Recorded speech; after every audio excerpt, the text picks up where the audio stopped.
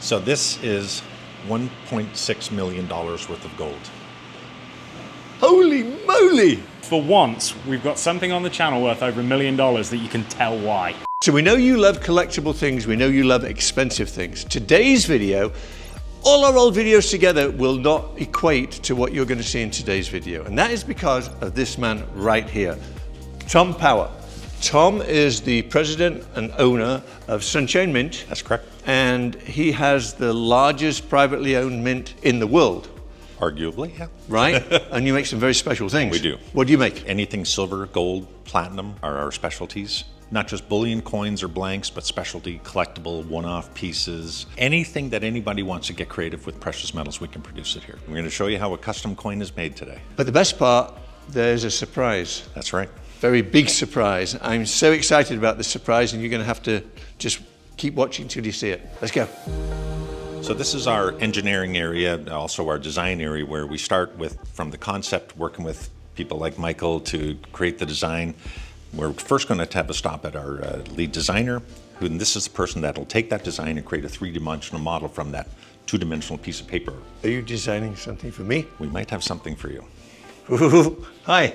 Hello. This is Rob. Hello, Rob. Michael. Nice to meet you. Very nice And to that's meet you. Adam. How you doing? Nice to meet you. Oh, doing good. Well, this is excellent because I can actually show you the evolution of the design work and how things were created. This was how things have been done for the last hundreds of years. So This is paper mache? no, this is plaster. Oh, wow. So an artist would, like Rob, would actually sculpt this image in plaster, but in reverse. Backwards. Soft plaster, backwards. That's crazy, right? And they might have to go through several different iterations where they go from negative to positive to negative to positive, because in negative you can only take material away, but in positive you can add elements to it. So back and forth and back and forth, and I mean sometimes 3, 4, 5 iterations depending So on. if you're nearly finished and then you have a little oopsie, Yes. that's a problem, right? And that's why we've been digital for 15 Oh, years, got because you. it's much easier to correct those little oopsies. That's You crazy. lose a little bit of detail every time you go back. But I mean, That's it, it's so. incredible that, somebody hand sculpted this with the level of detail, the texture. But now with the new technology, that can all be replicated digitally. Oh, look at that face, or half face. You want to show people already? Yeah, It'll be interesting that now you can see how it starts and what the finished product is going to look like. that is so cool. So those are watch cogs in the background. Yep. That's amazing. So we start the initial design concept. Obviously, you saw that Steven put together. He does most of our design work. I take those and I break them down into their core pieces. I'm just looking for the big shapes, and then this file will be brought into the Carveco software where we build out our final die models. This will be the result that ends up going into the engraving department, and they will program and cut this into steel right from this file. Amazing. So this is where the three-dimensional part of it comes in, because now Rob and the other modelers can dictate how many thousandths of an inch that will be in the finished product. And they can do it layer by layer, or with the new software now, it's almost using a little bit of AI to help to generate what they perceive as the appropriate model. That's brilliant. And the outside of it, that's a bezel from a watch. Yep. Yeah, exactly. Incredible. Details like the hair, for example, we come into here and we sculpt this by hand, just on the screen. Really? Yeah, no different than you would sculpt a plaster or in clay. It's the So you have to be an artist. Yes, yeah. Everybody in our department has an illustration background, so Fantastic. yeah, a bit of illustration and a bit of industrial design. So. This is cool. What do you think, Adam? Amazing. Amazing. Absolutely amazing. And it was funny, the day that we were coming up, I happened to have a watch on that was a chronograph, and I had to send him a picture. I said, this is what this needs to look like. The colored lines represent the areas that will have different finishes applied to them with the laser. Will this be the first coin in history that tells the time? Certainly with that chronograph on them. There you go. That's fun. It's telling ProducerMichael time, right? And then here's the reverse side. I love it. So that's the concept. So now what we need to do, two things will happen at the same time. We're going to make the silver blank, and in the meantime, then the tooling will be made, and then they'll all come together at the coining press. And we'll get to see that. We're going to go see those processes right now. Very exciting. So I guess the cat's out the bag. I guess it is. You're getting a Producer Michael coin. Yeah, it's going to be available for everybody, which is very exciting. I don't think you've ever seen this view. Never seen this view. So this is finished product for various customers around the world. So we make it, we'll store it here, and then they pick it up and distribute it. All of our processes start in silver. These are standard good delivery bars from any refinery around the world that makes silver product. Don't worry about the color because it's silver, it will tarnish. But technically, they're all the same. They're all 1,000-ounce bars, pure silver, commercially pure silver. So in the movie, right, when you see them stealing bars, right, and this is much lighter than the gold bar, correct? So silver, or gold, is twice as dense as silver. So if that was a gold bar, the same size, it would be twice as heavy as the silver wow. bar. Can I take the camera and have him pick one up? Absolutely. Let me take the camera out. All right, I got it. Oh my God. Now, can you imagine putting half a dozen of those in a bag and carrying it No, out? like one of these in a duffel bag and then like trying to get away. Is that outrageous? That's and So gold is they're twice as right heavy around as 70 this. pounds per bar. Yeah, 70 pounds. So a gold one of those would be 140 pounds. But here's the other crazy thing. Today, that bar is worth $48,000. Oh my goodness. That And is a gold one would be 1,000 ounces of gold would be $3.8 million. insane. crazy, Can I right? put it down yet? Yes, put it down, yes. You didn't expect that, did you? Here's the beauty of these. You're not going to break it. Oh, So these are silver bars. got some weight to it. Yeah. A blank, yes. So that's a very typical 10-ounce investment bar. Okay. And these are reject pieces, right? Those are reject pieces. And is that because they weren't, the final finish wasn't up to standard? Yeah, there was a flaw in the final finish. Even though it's bullion, there's still a level of quality that people expect For to sure. see in the product. And is that level of quality standardized across all mints, or do some mints aim to have higher quality than others? Everybody has their own specific quality requirements. There's some products that we make for sovereign governments, which is, I call it as basic bullion as you can get. It's single strike, simple images. It's all about the intrinsic value of the silver. But then there's other mints, because of their brand and their reputation, they have a very high quality standard. So we have to make sure that we're maintaining the standard for them in the marketplace. And then I imagine you guys have your own standards. And then we have our too. own standards as well, to our own product. Obviously, the sovereign governments are people's first choice, and then there's very basic bullion. I would, say that our brand sits just below the sovereign governments. We're not a government, but they know the quality and the standards are there for the product. I feel like I'm in a James Bond movie. Yeah, I mean, Like- this is insanity. Wow. This wasn't here last time I was here, I don't think. I think it was hidden. It was here, but it was It was hidden. hidden. Yeah, because obviously it's easy to hide this much silver. Unbelievable. Yeah. And so when you get a bar in like this is the raw material that then gets melted down and turned into... Exactly. And so we have our own assay lab. So assaying this material is very important, because when it comes into us, we're not worried about the silver that's in there. We want to know what else is in there. Okay. Right? There could be things that are detrimental to the finished product depending on the customer's Impurities. impurities. So every one of these does have a high degree of copper in it. Might actually have a little bit of gold in it.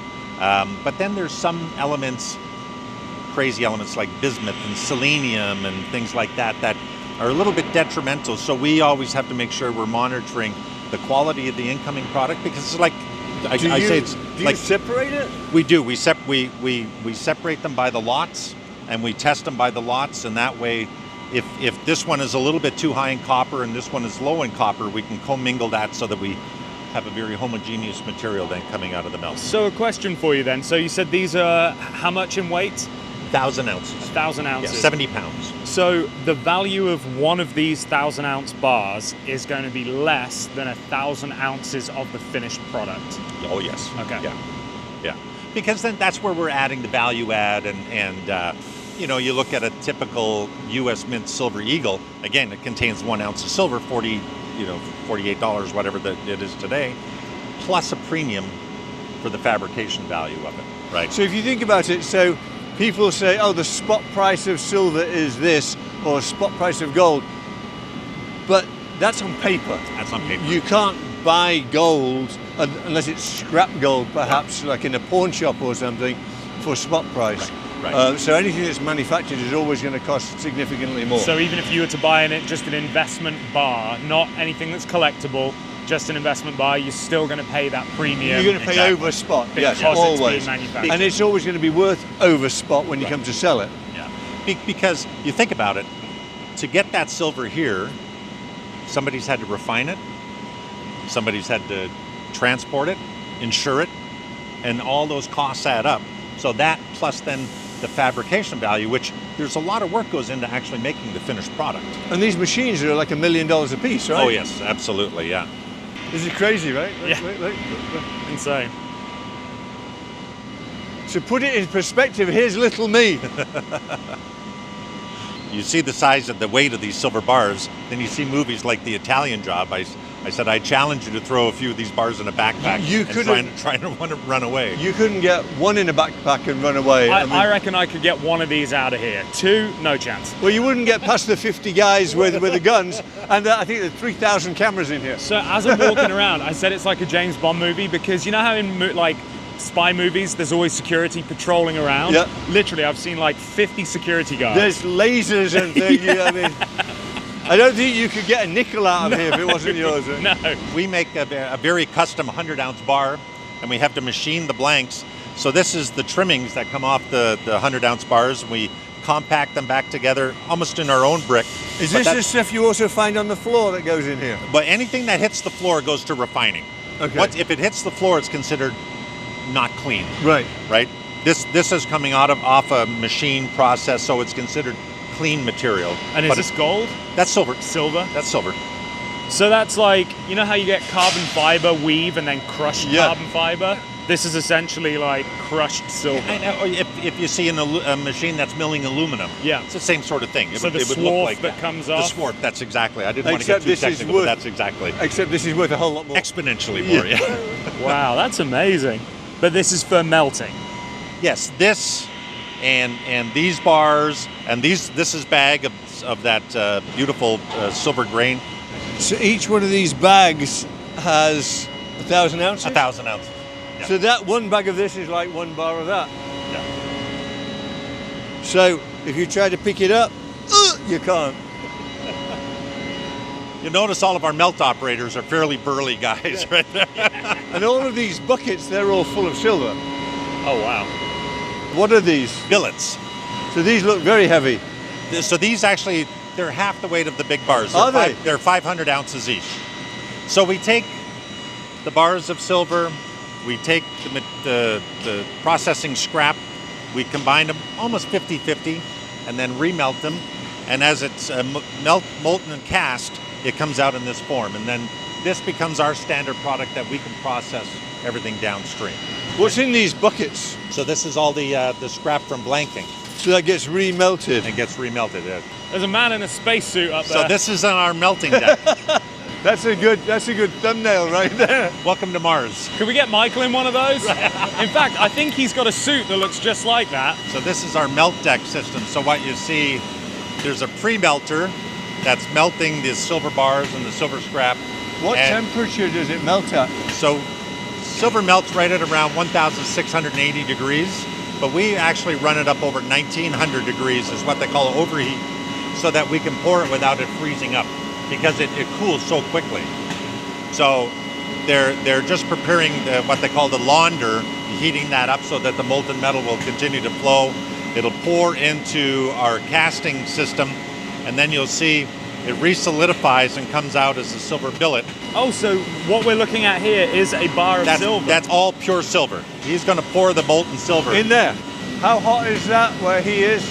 That's over 1,900 degrees between the molten silver and the flame. Whoa! So that shows what the level of the silver was inside the holding furnace. So now we take these billets. They get heated back up to just about 1,000 degrees Fahrenheit in this induction tunnel. And he has a probe. He's testing the temperature of the silver. When it comes out, then the silver is fed into the extrusion press. There's so much that goes into this that people don't realize. So in this container, there's a die that has a specific shape. So under pressure, that malleable silver much like a big pasta press, will just be pushed through and come out in a very specific shape. So it just turned the bar into this. Yes. And the reason we employ this process is because we can quickly change the strip size depending on the finished product that we're trying to make. So this is likely going to be made into 1 ounce silver products. The strip is different sizes depending on. This is thick. So this will be made probably into kilos or half kilo. That'll be very heavy. So once the strip is in its final gauge, now we've got to get the blank out of the strip, and that's what happens over here.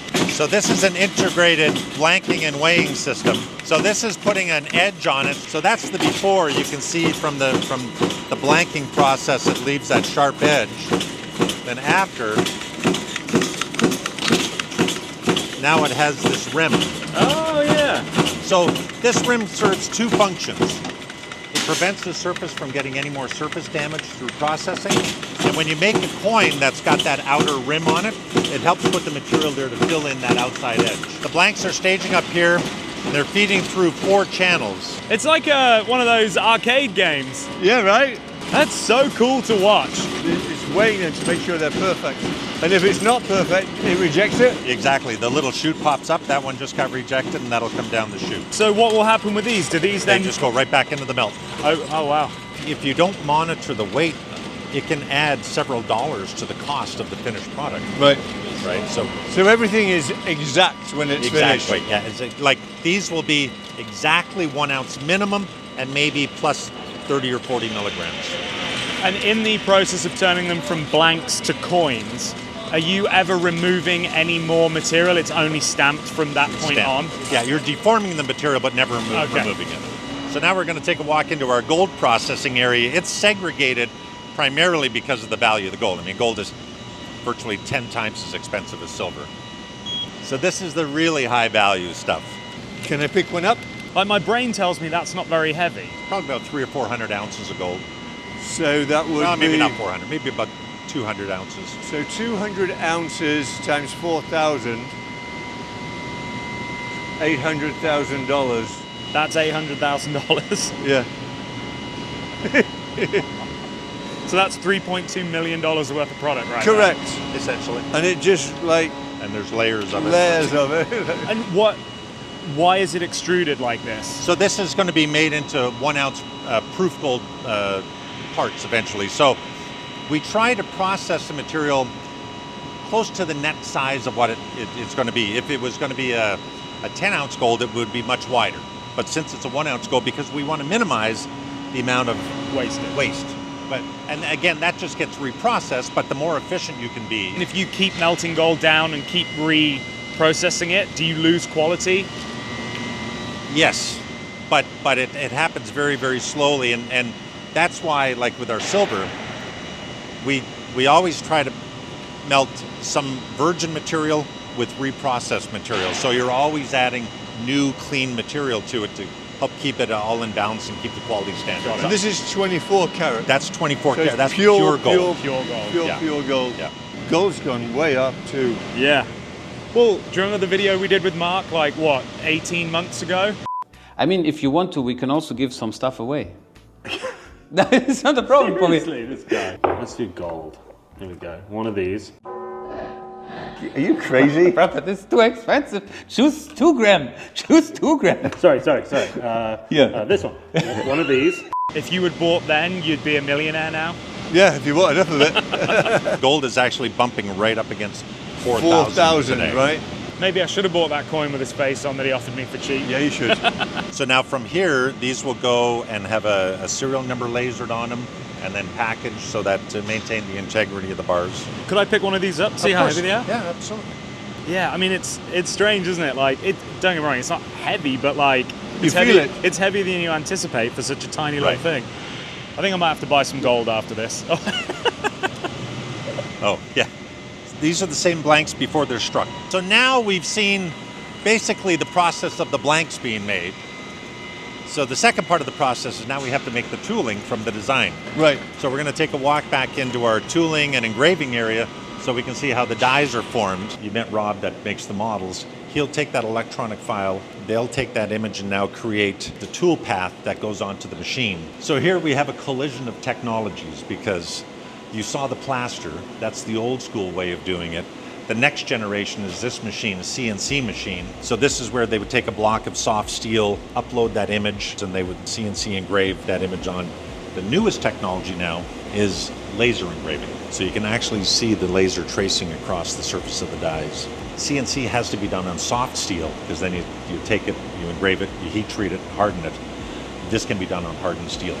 Wow. So we can harden the steel, pre-finish it, laser engrave it, really, again, cut out the steps. So we were saying before, if you look back through the evolution of the technologies, that plaster, it could take somebody 3 or 4 weeks to make that plaster. Then they have to create the epoxy and they put it on an old school, what they call a reducing machine, that would mechanically reduce it. It would trace it on the epoxy and engrave it onto the die. Then it evolved to, again, 3 or 4 weeks of process. Now you could take that image, put it on the CNC machine, 30, 40 hours, again, depending on the size, depending on the information. Now we take that image, 3 to 4 hours. Like 10x incrementally faster. You can actually see the laser doing its job on top there, cutting away. This uses AI to diagnose the toolpath and report back. I found 3 errors. Would you like to correct them or would you like me to auto-correct them? I mean, that is Brilliant. It is brilliant technology. I'm assuming these are very expensive. These are very expensive. Delivered and installed, this machine was right at $1 million. This is an interesting machine. This is what they call a wire EDM. So we use this machine to create intricate shapes or certain dies. We use that machine, we put a hole in, and then we use the wire to physically cut. And we can do complex shapes. Oh, wow. Is that Batman? That's batarangs. Seriously, we made those for a customer. What? Yeah, That's this amazing. was making the coining tooling. Crazy. We're doing little one-off projects and we want to test to make sure that the tooling will work. We could 3D print it, rapid prototype it, then we can actually machine the finished piece, the batarang. That's so cool. So this is actually one of our sunshine minting dies. From here now it'll go back on one of the laser machines to put the satin finishes and frosting and highlight different areas. I think people have no idea what it takes to make a coin or a bar. Yeah. No idea. Yeah. I didn't. There's so many things happening at the same time that have to all then come together and be ready at the coining press, right? And the sad part is we can do all the best planning in the world, get to the coining press, set it up, and the die breaks. And you're like, no, and it happens, you know. But you know that's the unfortunate realities of manufacture. But now with our ability to recreate or reproduce those pieces so much faster, if it does happen, it's not catastrophic. It's just a slight delay in the process. We have the blanks, we have the tooling. Let's go see where the magic happens. Okay. So every coin requires 3 distinct pieces of tooling. You've got the top die, you've got the bottom die, and then the collar that contains it. So when it stamps under pressure, you know, you'll see on a typical coin, you see the reeds around the outside edge. That's all formed during the stamping process because it applies so much pressure that the material is squeezing out and will pick up whatever shape. These particular presses, if you go to any major mint in the world, the US Mint, Canadian Mint, Royal Mint, South Africa, Austria, any major mint, this is the machines that they use to stamp typically 1 ounce silver and gold coins, anything in high volumes. And these are fully automated mechanical presses. And this company makes presses not just for the minting industry. They make, their sister company makes the stamping presses for car parts and, you know, even like door panels, all that stuff. So, but these are one of the few presses that are actually made for the minting industry. They can produce up to 50 to 60 pieces per minute, fully automatic. You load the blanks into the cartridge, feed the cartridge in, and it's just 1 a second. 1 a second. And then this is our newest technology. So this takes the best of the automation of the mechanical presses with the precision and the accuracy of the hydraulic press. So these are new fully automated hybrid hydraulic presses. So you can see the blanks are loaded in the cartridge behind. And these are lifted by suction? Actually, that's a very interesting technology. It is suction, but it doesn't touch the part. It was a patented process this company came up with. It creates a venturi Wow. It sucks the piece up, but leaves a micro layer of air. The suction cup never physically touches it. No way. Incredible. Yeah. Ready to do it? Let's do it. What are we doing? You're going to stamp your first Producer Michael coin. I am? You are. Oh, this is exciting. How do I do that? Val over here is going to show you how this is done. This is exciting. Here we go. Ta-da! So this will be worth what? About $1 million once it's done? Oh, more than that. Priceless. Priceless. So I put this in here? Watch your fingers. Now you just press those two buttons. Both together. Yeah. 1, 2, 3, and then let go? Yeah. You let the door go down and that go up, and then you let your hands go. Okay. 1, 2, 3.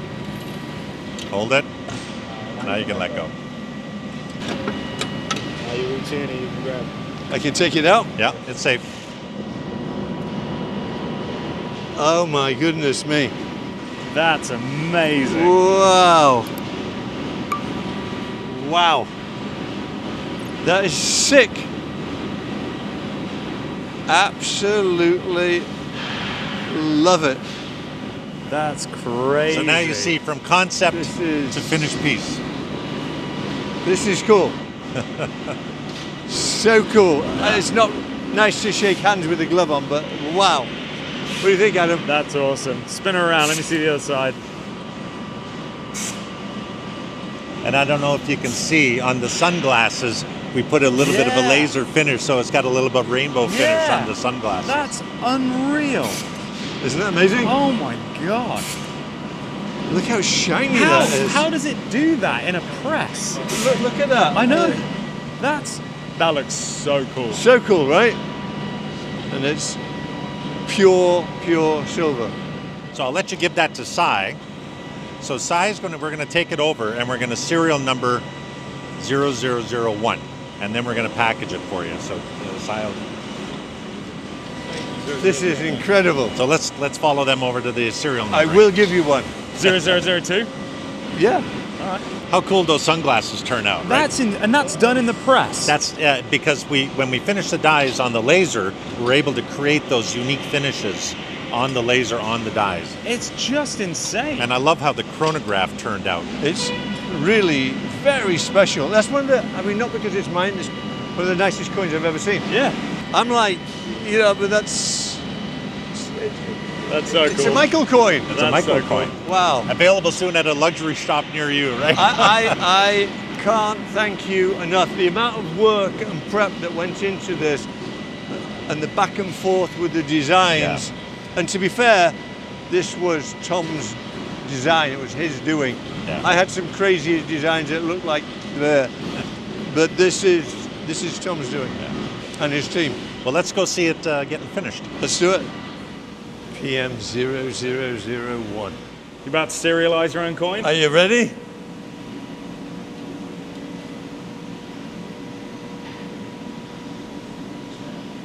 It'll happen fast. It's done. It's done. It's done. Crazy. Officially, your Producer Michael #1 coin. Congratulations. Bless you for this. Thank you. Look at this. That's so We cool. put Michael's signature on the back so we can call this the Signature Series. That's awesome. Mega cool. Mega cool. So guys, if you want your own customized coin or bar or whatever out of precious metal, this is the guy. I will tell you, it's not an inexpensive exercise, No. but it's worth every penny. Absolutely worth every penny. And all of Tom's information will be in the description, so don't be shy, reach out and make yourself a 10-kilo gold bar Yes. with your picture on it. No, 2 or 3 of them, not just one. There you go. Yeah, 2 for yourself and 1 for me for the recommendation. As exactly as I tell people all the time, we're truly a custom mint. So we can make one piece like we did for that 500-ounce coin, or we can make 20 million pieces. Really, whatever the customers. But you're creating an heirloom here. I mean, Yes. this is something you can give onto your family, and it will always have a value. Actually, it will always go up in value, up and up and up. So stock up on the silver coins, Yes. the gold coins. Doesn't have to be a PM one, but it'd be nice if you got a PM We're one. encouraging everybody to buy SMI gold and silver coins. There you go. Hi. Michael's back again to bother us. Okay. We didn't have this the last time you were here, but I want you to hold this. So this is a true 400-ounce bar of gold. So this is $1.6 million worth of gold. Holy moly! $1.6 million. $1.6 million. Okay, please hold this 1 second. Adam? Yeah. Okay, you have to feel this to believe it. All right. Oh my goodness. That's crazy. And you know what? For once, we've got something on the channel worth over $1 million that you can tell why. Yes. It's got some weight to it. Can you believe that weight? That's crazy. It doesn't look like anything. How many pounds is that? It's 400 ounces, so a little over. Yeah, I got messed up on the math before. Hold on. I'm a going to second. guess. Let me guess. Let Let me told guess. you, Say yeah, let say the Michael camera, guess. let's have a guess. 28 pounds. I'm not even going to tell you. It's 27.4 pounds. Is it really? Yes. I did it again. I know you're not. You don't get to keep the bar. Right. He's known as the human scale. That's unbelievable. Is that what it is? It is 27.4 pounds. I was going to say 30 pounds. So imagine in the movies, here we go, here we go. Right. Oh yeah. Not a chance. Not a chance. No. No. This has been such an exciting day. Yeah. And I love my coin. It's in my Yeah. pocket. Where is it? Don't lose it. No, I promise I won't. There it is. Tom, thank you been a pleasure. so Been a pleasure. much. You'll hear more about this in the future. You'll be able to get them. But for now, just me. So, Michael, I have something special for you. I've gotten to know this gentleman who owns a company called Gorilla Pro Customs, makes some of the most unique packaging items I've ever seen. He's a huge coin collector. And I visited his shop a couple of times and came up with this concept as we were thinking about doing a coin for you. I also think it's a place maybe you and I should visit with Adam. I think it's a very cool spot. So John and his company, I had commissioned them to make for your first collectible coin, ProducerMichael holder. Now, if you notice the honeycomb, I do. it's like the lights in your garage. Look at that. That's amazing. That is amazing. Wow. And your coin on. You said you were going to frame it? Oh my word. Check this out. This So that's machined from aluminum, and it's all custom made. that is incredible. So after seeing your garage and knowing your love for cars, and I love those honeycomb lights, I thought that's a perfect presentation idea for your coin. Thank you pleasure, so my much. pleasure. This is like as cool as it gets, right? That's amazing. Amazing. This, I don't know what to say. That's what we're here for, to make people speechless. Seriously, right? this is, feel it. Oh, that's beautiful. Isn't that crazy? Wow. And then this is screwed in from the back here, Yep. so that's all machined out. Yep. Gorgeous. That is Gorgeous. incredible. Tom, thank you. This has been a great day. This has been a great day. A day full of surprises for you. Thank you so much. Hit the subscribe button, hit the bell, hit the like. We're in it to win it.